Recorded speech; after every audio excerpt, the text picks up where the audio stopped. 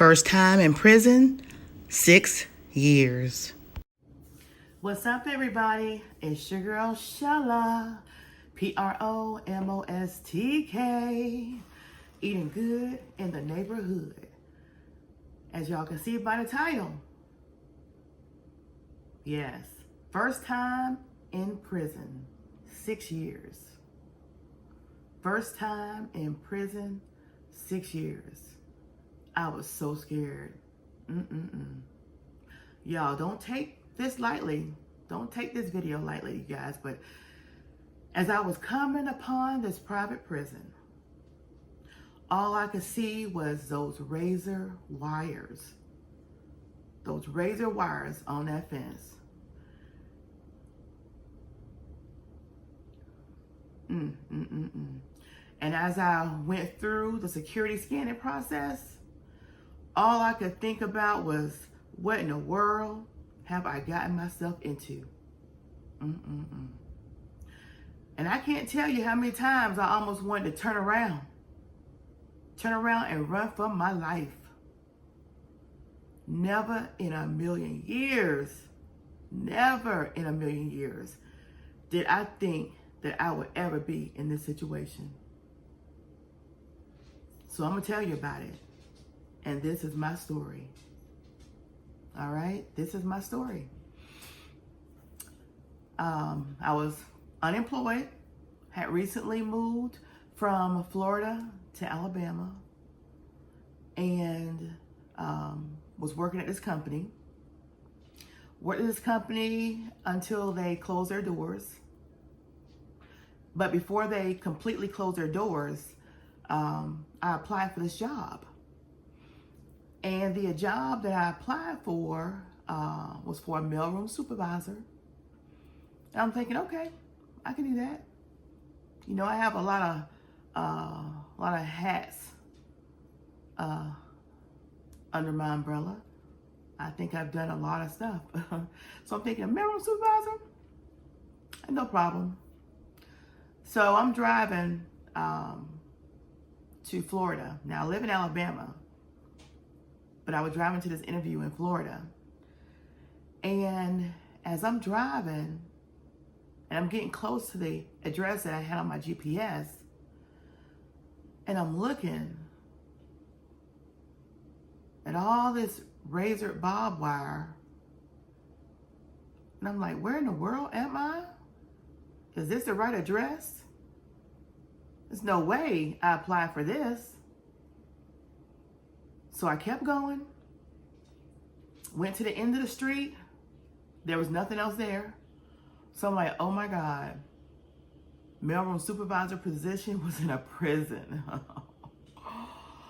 Oh my God. And some of you guys have probably never even been in a prison. Some of you guys probably maybe have relatives that are in a prison, maybe have gone to visit in a prison. But to work in a prison, I never thought in my life, not in a million years, that I would be applying for a job to work in a prison. So, needless to say, I went through that security check, had to leave my cell phone, my purse, everything in the car, because I didn't have a clear bag. They treat you as suspect regardless as you're going through the checkout process. And I went to my interview. There was 2 assistant wardens that interviewed me for the position. And they asked me some questions. And one of my answers to one of that questions was, when I applied for this position, I did not know that it was for prison, because the name of the company was just letters. And it never said anything about FDOC, anything about it being in a prison, especially a prison where you got lifers, you got sex offenders, you got murderers. I mean, you got the worst of the worst in this prison.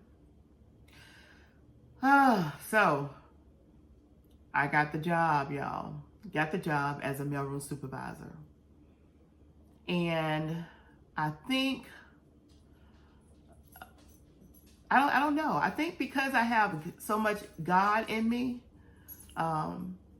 that I was able to associate myself with those prisoners, you know, or actually relate. You know, I did have a brother that was incarcerated. I think everybody in this world has somebody in their family that has been or was incarcerated.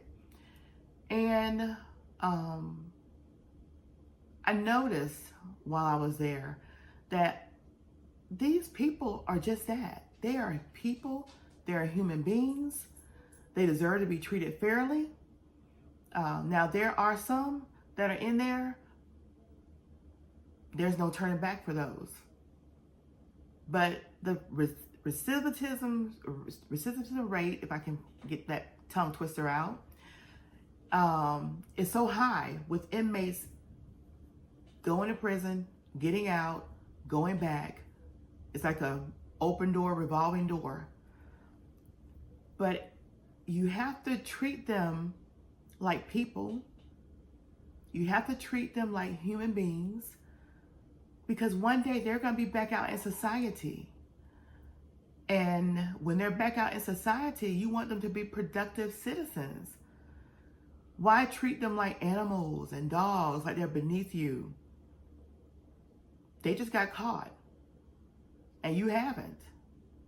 If you've done anything in your life that you can think of that could cause you to be behind those bars.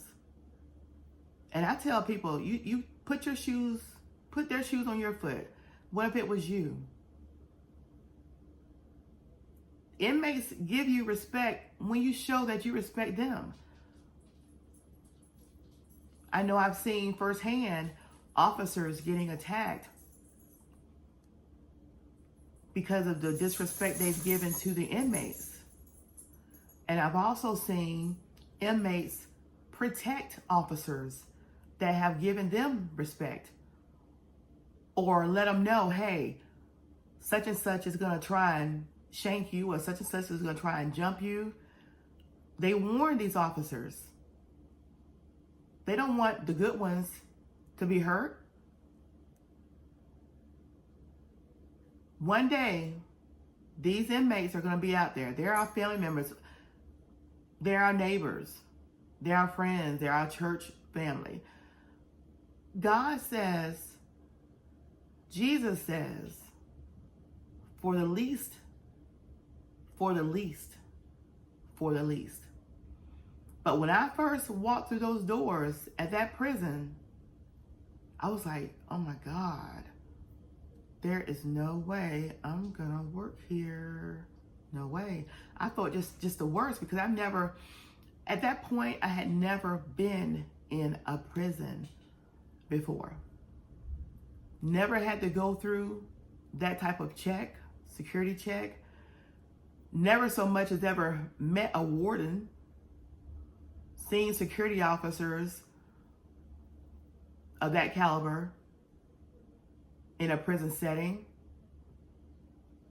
And as I worked there in that prison and was subjected to lockdowns, contraband galore.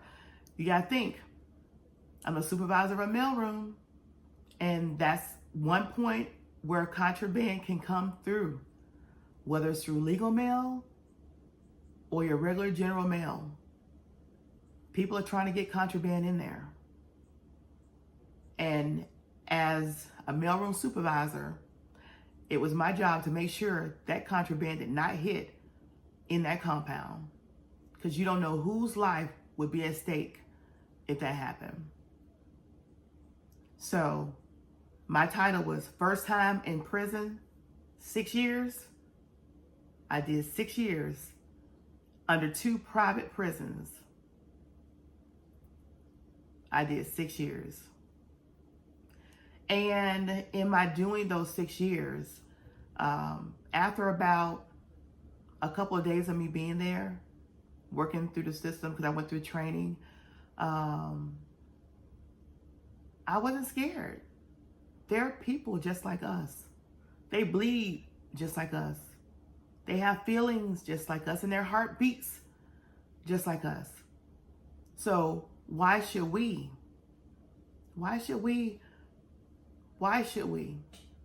treat them any different or disrespect them and make them feel any less than what they already are?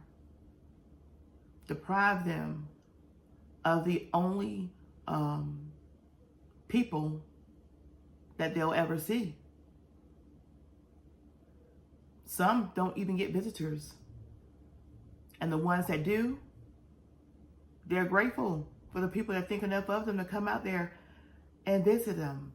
Some people are written off for the horrific crimes they've done. Some are in confinement where they never see anybody else. So I spent 6 years in prison, and it was a little joke, you know, with one of the IT guys that used to come out there all the time and work on the computers and frameworks and stuff. And we end up years later working at a different company together. And we talked about how we did time. Because even as employees working in a prison, you are still in that prison. When they go locked down, you get locked down too. When you can't leave because somebody hasn't covered your shift, you will, if you leave, you get job abandonment. You can't leave, especially for these security officers that risk their lives that are on lockdown with these inmates. All respect to corrections officers because they are truly underpaid for the job that they do. All respect for our law enforcement. You know, in life, you have a left and you have a right. You have an in-between. You got some officers that's good. You got some officers that's not good. Some have a good day. Some have a bad day. We can't put everybody in a box. We cannot put everybody in a box. You got to put them outside that box. My first time in prison, 6 years. Florida Department of Corrections. A lot of you guys know about the Florida Department of Corrections. They got a lot of rules you have to follow or you get fined. A lot of serious fines. They're strict for a reason.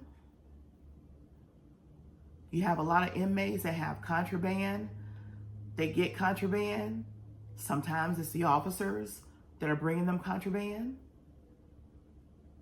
And sometimes it's inmate to inmate bringing contraband. They create contraband. They create weapons. You know, idle minds. What does they say about idle minds? Idle minds have a time for a lot. You have some people in prison that are so talented. Some become lawyers. Some are artists. Some find their talents when they're locked down in prison and there's nothing else for them to do but to think about what they've done to get them there. But for those of you that were in prison, jail, prison, locked down for however how many years or for however how many months, and you made it through, and you're out now in the real world, and you've made that change in life, continue to give back. Continue to be a motivator, an inspirational speaker, because you have a testimony that if you made it, you have a testimony that you can share with the youth to make sure that they don't get in there, to make sure they don't get involved with these gangs and these gang wars that can get them killed or get them life in prison. So this is my story. I told my husband I was going to share it. There's a lot more about prison life that if you ever, even so much as go to visit or work at a prison, it's a day every day. There's no repetition about your day when you're working in a prison because you don't know what to expect. When there's bad weather, storms, tornadoes, everything falls under that umbrella. So just remember, treat people as you would like to be treated, no matter how bad their crime. What goes around comes around. We're not to judge anybody. We're to just love. Jesus is love, and we're to just love. So if you guys want to hear more about my 6 years being in the prison system, comment below. Share this out. Share this out. Because I have a lot more that I can share. Share this out. Comment. Subscribe. Make that red button gray. And we'll see you again on my first time in prison, 6 years. And I was scared. Promostk, eating good in the neighborhood. Eating good in the neighborhood. And thank you guys that stayed to the end. Thank you guys for listening. And if you guys want to hear more, just comment below. Or if you share me out, and I see my views are high, then I know you want to hear more about my 6 years in prison. Thank you.